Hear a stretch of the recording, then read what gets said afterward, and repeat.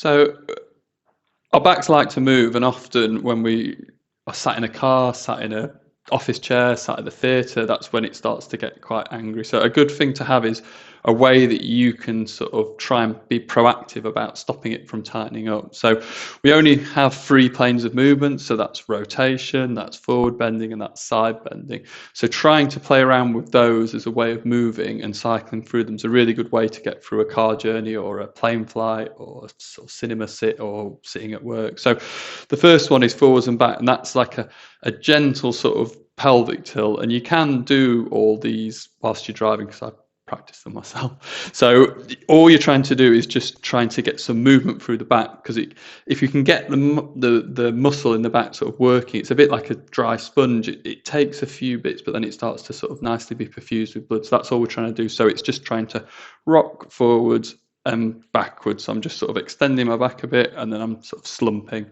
and just running through that, and just go through it. The first few might feel a little bit stiff, but then they'll loosen off. And like most things, the more you practice it, the better you'll get. The next one's trying to go from side to side. And how I like to do it is almost walk on your bum cheek. So it's trying to sit on the right bum cheek, sit on the left bum cheek, sit on the right. And that gets your hips going up and down. And it's a nice way to sort of try and just get the back muscles moving a little bit.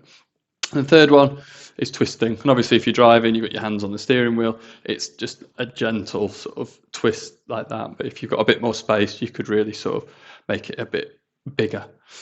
But cycling through those is going to be a nice way to just keep the back muscles moving, because generally when muscles get tight, they sort of cut off their blood supply and they get even tighter. So if we can keep encouraging them to move, it's going to help us when we've got static postures to maintain.